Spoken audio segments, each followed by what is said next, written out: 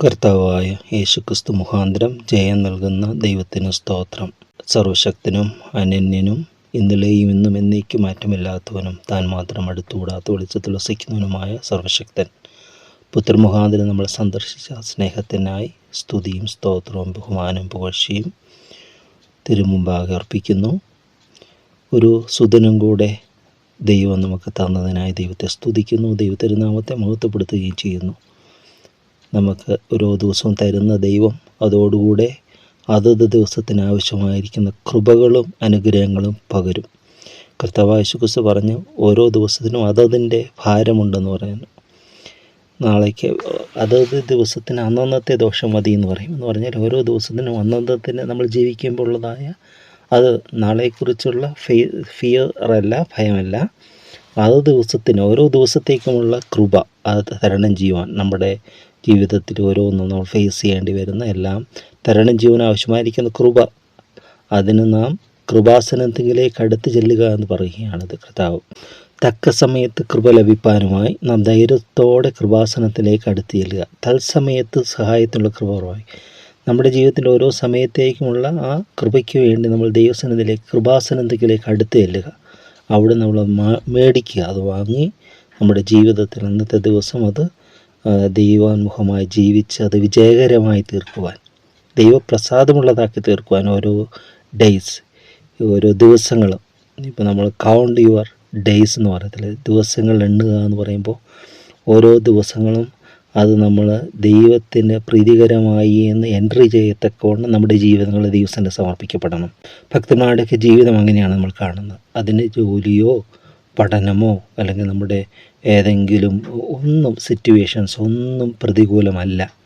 അതിലെല്ലാമാണ് നമ്മൾ ദൈവത്തെ സേവിക്കേണ്ടത്. നമ്മൾ എവിടെയായിരിക്കുന്നു, എന്തായിരിക്കുന്നുവോ അതിൽ നമ്മൾ ദൈവത്തെ സേവിക്കുന്നവരായി, ദൈവത്തിൻ്റെ വകയായി, ദൈവത്തിൻ്റെ സ്വന്തമായി നമ്മൾ ജീവിക്കുവാനായിട്ട് നമ്മളെ തന്നെ അർപ്പണം ചെയ്യണം. അതിനാവശ്യമായിരിക്കുന്ന കൃപ ദൈവം കൊടുത്തരും.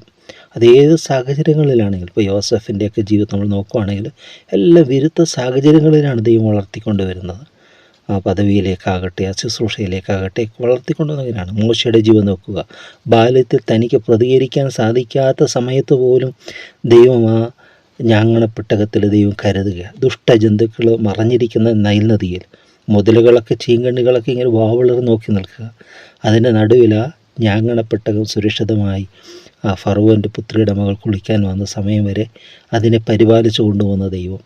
നമുക്കൊന്നും പ്രതികരിക്കുവാനോ ഒന്നും എതിർക്കുവാനോ ഒന്നും ബലമില്ലാത്ത സമയത്ത് പോലും നമ്മളെ കാക്കുന്ന ദൈവം. അപ്പോൾ ദൈവത്തിൻ്റെ സർവശക്തിയാണ് നമ്മുടെ ബലം, ദൈവത്തിൻ്റെ ബലം. ഇപ്പോൾ സാധാരണ ഈസ്റ്റേൺ ഇതിൽ ചൊല്ലുന്ന പ്രാർത്ഥനയിൽ ദൈവമേ നീ പരിശുദ്ധനാകുന്നു, ബലവാനേ നീ പരിശുദ്ധനാകുന്നു എന്ന് ചൊല്ലുകയാണ്.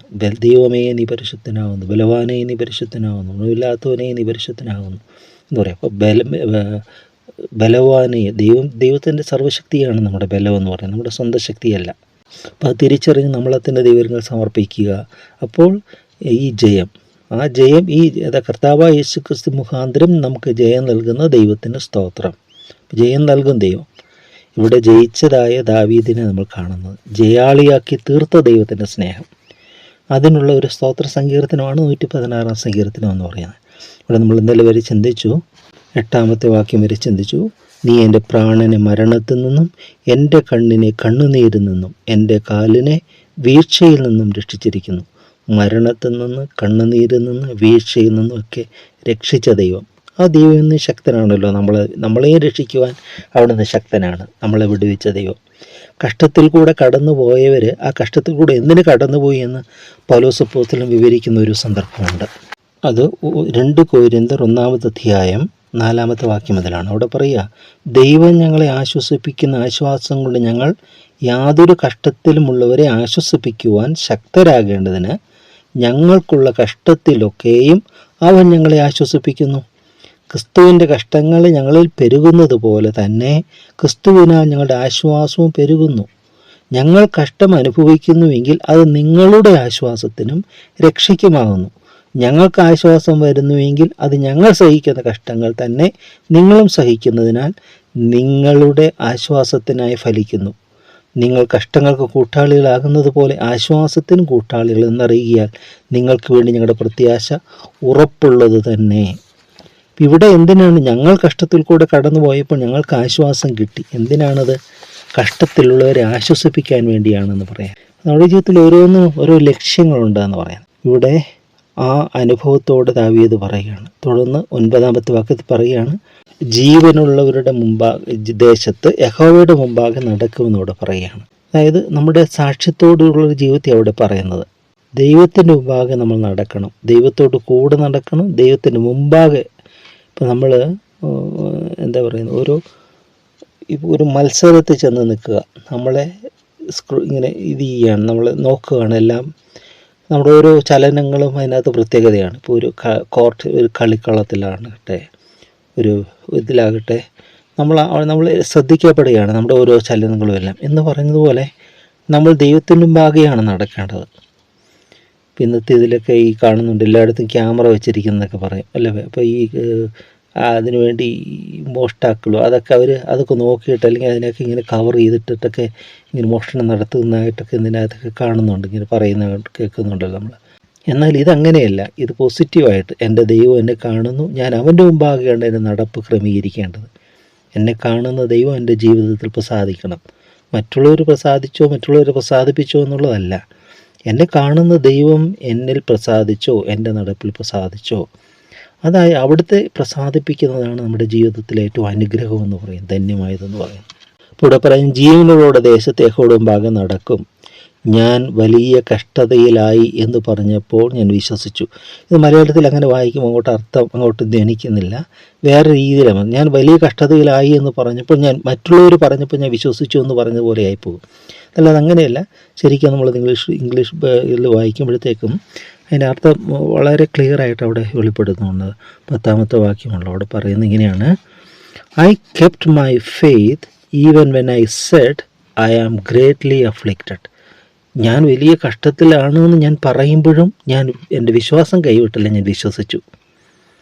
മറ്റൊരു ചോദിച്ച് പറയാനാവില്ല, പ്രയാസത്തിൽ കൂടെ കടന്നു പോകുന്നത് എന്ന് പറയുമ്പോഴും ഞാൻ എൻ്റെ ദൈവത്തിൽ ആ വിശ്വാസം ഞാൻ കാത്തു. Kept my faith even when I said. ഞാനങ്ങനെ പറഞ്ഞപ്പോൾ പോലും എൻ്റെ വിശ്വാസം ഞാൻ സൂക്ഷിച്ചു, ദൈവത്തിൽ വിശ്വസിച്ചു. ഈ പ്രതിസന്ധികളെ ദൈവം തരണം ചെയ്യുമെന്നുള്ള ആ വിശ്വാസം, എൻ്റെ ദൈവം ശക്തനാണെന്നുള്ള വിശ്വാസം അതോട് പറയാണ്. ഞാൻ വലിയ കഷ്ടതയിലായി എന്ന് പറഞ്ഞപ്പോൾ ഞാൻ വിശ്വസിച്ചു.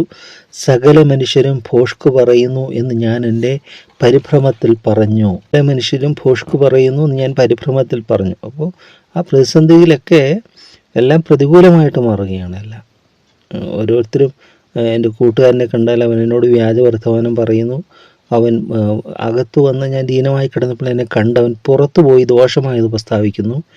ഇങ്ങനെ മറ്റുള്ളവരുടെ ജീവിതത്തിൽ നിന്ന് ലഭിക്കേണ്ടതായിട്ടുള്ള ഒരു പോസിറ്റീവായിട്ടുള്ള ഒരു ഇതല്ല, എല്ലാം പ്രതികൂലമായിട്ട് മാറുകയാണ്. പക്ഷെ അപ്പോഴും ദാവീദ് വിശ്വസിക്കേണ്ട ദൈവത്തിൽ ഐ കെപ്റ്റ് മൈ ഫെയ്ത്ത്, എൻ്റെ വിശ്വാസം ഞാൻ സൂക്ഷിച്ചു. തുടർന്നോട് പറയുന്നു, എന്ന് ഞാൻ യഹോവ എനിക്ക് ചെയ്ത സകല ഉപകാരങ്ങൾക്കും ഞാൻ അവന് എന്തു പകരം കൊടുക്കും? ഞാൻ രക്ഷയുടെ പാനപാത്രമെടുത്ത് യഹോവയുടെ നാമം വിളിച്ചുപേക്ഷിക്കും. യഹോവയ്ക്ക് ഞാൻ എൻ്റെ നേർച്ചകളെ അവൻ്റെ സകല ജനവും കഴിക്കും. ഇവിടെ പറയുകയാണ്, എന്നിട്ട് പറയുകയാണ്, ദൈവം എനിക്ക് ചെയ്ത സകല ഉപകാരങ്ങൾക്കും ഞാൻ അവന് എന്ത് പകരം കൊടുക്കും? What shall I return to the Lord for all his bounty to me? I will lift up the cup of salvation and call on the name of the Lord. I will pay my vows to the Lord in the presence of all his people. ഇവിടെ പറയുന്നത്, ദൈവം എനിക്ക് ചില ഉപകാരങ്ങൾ ഞാൻ എന്താണ് അവന് പകരം കൊടുക്കുന്നത്? ഞാൻ രക്ഷയുടെ പാനപാത്രം എടുത്ത് യഹോവയുടെ നാമം വിളിച്ചുപേക്ഷിക്കും എന്ന് പറഞ്ഞാൽ അവിടെ ചെയ്യുന്ന ദേവാലയത്തിലൊക്കെ ചെയ്യുന്ന ഓഫറിങ്ങൊക്കെയാണ് പറയുന്നത്. എന്നാൽ ഇവിടെ ഇത് പറയുമ്പോൾ ഇത് കർത്താവ് യേശു ക്രിസ്തുവിനെ കുറിക്കുന്നത്. പഴയ നിയമത്തിലാണ് ദാവീദ് പറയുന്നത്, പക്ഷേ ഇത് പുതിയ നിയമത്തിലെ സിംബലൈസ് ചെയ്ത് അതിലേക്ക് നമ്മളുടെ ദൃഷ്ടിയെ പായിക്കുന്നതാണ്. എന്താണ് ഇവിടെ പറയുന്നത്? ഞാനവന് എന്ത് പകരം കൊടുക്കും? ഞാൻ രക്ഷയുടെ രക്ഷയുടെ പാനപാത്രം എന്ന് പറയുന്നത് കർത്താവ് യേശു ക്രിസ്തുവാണ്. രക്ഷയുടെ പാനപാത്രം. താൻ പാനപാത്രം എടുത്ത് വാഴ്ത്തി എന്ന് പറയുന്നുണ്ട്. ഈ പാനപാത്രത്തിൽ പങ്കുള്ളവരാകുക എന്ന് പറയുന്നുണ്ട്. താൻ തന്നെയാണ് ആ പാനപാത്രം, അല്ലേ? അവനാണ് ജീവൻ്റെ നദി, അവനാണ് ജാഗജലം.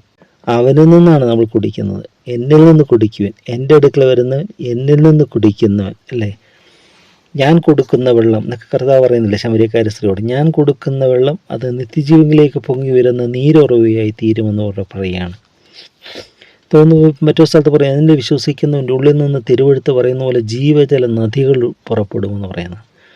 ഇപ്പോൾ രക്ഷയുടെ പാനപാത്രം എന്ന് പറയുന്നത് കർത്താവായ യേശുക്രിസ്തുവാണ്. അവനിൽ നിന്നാണ് നമ്മൾ പാനം ചെയ്യുന്നത്, അവനെ തന്നെയാണ് നമ്മൾ പാനം ചെയ്യുന്നത്.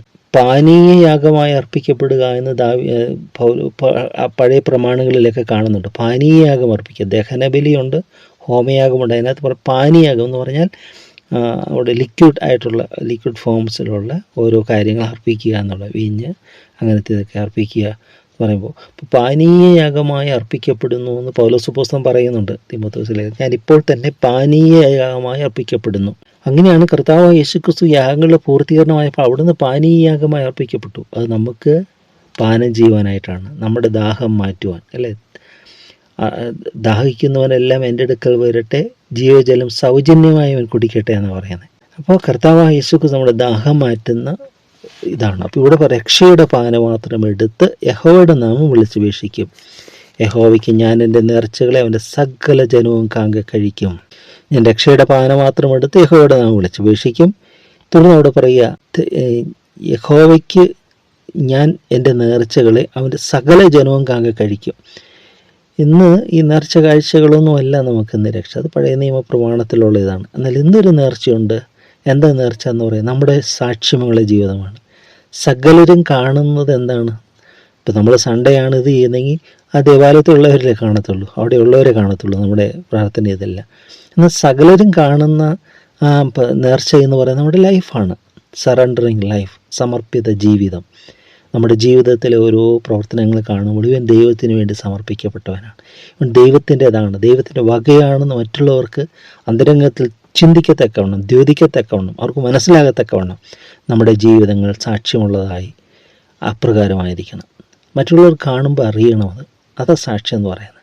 അധരസേവയല്ല ക്രിസ്തീയ ജീവിതം, മറിച്ച് നമ്മുടെ ജീവിതം തന്നെ സാക്ഷ്യമായി മാറുന്നതാണ് ക്രിസ്തീയ ജീവിതം എന്ന് പറയുന്നത്. അതിരം കൊണ്ട് അടുത്തു വന്ന് ബഹുമാനിക്കുന്നെങ്കിൽ ഹൃദയം അവർ ദൂരത്ത് മാറ്റിവെച്ചിരിക്കുന്നു എന്ന് പറഞ്ഞ പോലെ ഹൃദയമില്ലാത്ത നമ്മുടെ ജീവിതങ്ങളെല്ലാം നിരർത്ഥകമാണ്, അർത്ഥമില്ലാത്തതാണ്. അതുകൊണ്ട് ഈ ദൈവത്തിൻ്റെ നേരെ സകല ജനവും കാങ്ക കഴിക്കണം. നമ്മൾ ചിന്തിക്കുക, നമ്മുടെ ജീവിതത്തിൽ ഇത്രത്തോളം കൊണ്ടുവന്ന ദൈവം, നമ്മളെ സ്നേഹിച്ച ദൈവം, നമുക്ക് വേണ്ടി തൻ്റെ ജീവനെ മറുവിലയായി നൽകിയ കർത്താവായ യേശുക്രിസ്തുവിൻ്റെ സ്നേഹം, തൻ്റെ തിരുരക്തം ചിന്തിയ സ്നേഹം, ഇതെല്ലാം തിരിച്ചറിഞ്ഞ് നമ്മളെ തന്നെ അർപ്പിച്ച സ്നേഹത്തിനു ഭാഗം നമ്മളെ തന്നെ അർപ്പണം ചെയ്തിട്ട് നമ്മുടെ ജീവിതം ഒരു വിറ്റ്നസ്സിങ് ലൈഫായിട്ട്, ഒരു ജീവിക്കുന്ന ജീവനുള്ള ഒരു സാക്ഷ്യമായിട്ട് മാറത്തക്കൊണ്ട് നമ്മളെ വിട്ടുകൊടുക്കാൻ സാധിക്കുമോ? അതാണ് ദൈവത്തിന് ഏറ്റവും പ്രസാദം. ഞാൻ രക്ഷയുടെ പാനപാത്രം എടുത്ത് യഹോവയുടെ നാമം വിളിച്ചപേക്ഷിക്കും. യഹോവയ്ക്ക് ഞാൻ എൻ്റെ നേർച്ചകളെ അവൻ്റെ സകല ജനവും കാങ്ക കഴിക്കും. അപ്രകാരം കഴിക്കുവാൻ ദൈവം നമ്മളെ പ്രാപ്തരാക്കി തീർക്കട്ടെ. അതിനായിട്ട് ദൈവത്തിൻ്റെ നമ്മളെ തന്നെ അർപ്പണം ചെയ്യാം. സ്നേഹവാനായ ദൈവമേ, നന്ദിയോടെ ഞങ്ങൾ അങ്ങയെ സ്തുതിക്കുന്നു. അമ്മയുടെ ഗർഭത്തിൽ ഉരുവാകുന്നതിന് മുമ്പേ ഞാൻ നിന്നെ കണ്ടു എന്നളിച്ചത് സർവശക്തനായ ദൈവമേ, ഞങ്ങൾക്ക് ആവശ്യമായിരിക്കുന്ന എല്ലാം എന്നോളം തന്ന അവിടുത്തെ കൃപയ്ക്കായ സ്തുതി. ലഭിച്ചതിനൊത്തവണ്ണം ഞങ്ങൾക്ക് ജീവിപ്പാൻ സാധിച്ചിട്ടുണ്ടോ? അപ്പോൾ അവിടുന്ന് അറിയുന്നു. കുറ്റങ്ങളും കുറവുകളും ക്ഷമിക്കണമേ. ഞങ്ങളുടെ ബലഹീനതയും നിൻ്റെ ബലം വർദ്ധിപ്പിക്കണമേ. നിൻ്റെ കൃപ കൂടെ ഇരിക്കണമേ. ഞാനാകുന്നത് കൃപയാലാകുന്നു എന്ന് പൗലോസ് അപ്പോസ്തലൻ പറഞ്ഞ പോലെ ദൈവമേ, അവിടുത്തെ കൃപ ഞങ്ങളിൽ സമൃദ്ധമായ കൃപ, അവർക്കെല്ലാവർക്കും ധാരാളം കൃപ ലഭിച്ചിരുന്നു എന്ന് ആദിമസഭയെക്കുറിച്ച് പറയുമ്പോൾ ഞങ്ങൾക്ക് സമൃദ്ധമായ കൃപയുടെ നിറവും അനുഗ്രഹങ്ങളും പകരണമേ. സകല മനുഷ്യരും കാങ്കെ ഞങ്ങളുടെ ജീവിതം ജീവിപ്പാൻ, സാക്ഷ്യമുള്ള ജീവിതം ജീവിപ്പാൻ അവിടുത്തെ സ്നേഹത്താൽ ഞങ്ങളെ പൊതിയണമേ. അവിടുത്തെ പരിശുദ്ധാത്മാവ് ഞങ്ങളെ സഹായിക്കണമെന്ന് പ്രാർത്ഥിക്കും. തിരുരക്തത്താൽ ഞങ്ങളെ കഴുകണമേ. എല്ലാ നന്മകളാൽ നിറയ്ക്കണം. മഹത്വം അവിടുന്ന് മാത്രം എടുക്കണമേ. പിതാവിൻ്റെയും പുത്രൻ്റെയും പരിശുദ്ധാത്മാവിൻ്റെ നാമം മഹത്വപ്പെടുത്തിക്കൊണ്ട് ഞങ്ങൾ ജീവിപ്പാനായിട്ട് തന്നെ. ആമേൻ, ആമേൻ, ആമേൻ. യഹോവയ്ക്ക് പുതിയൊരു പാട്ടു പാടാം നാം പൂർണ്ണ ഹൃദയത്തോടെ, തപ്പുകളോടെ കിന്നരത്തോടെ യഹോവയെ സ്തുതിച്ചിടാമേ. തപ്പുകളോടെ കിന്നരത്തോടെ യഹോവയെ സ്തുതിച്ചിടാമേ. യഹോവയ്ക്ക് പുതിയൊരു പാട്ടു പാടാം നാം പൂർണ്ണ ഹൃദയത്തോടെ, പാട്ടുകളോടെ കിന്നരത്തോടെ യഹോവയെ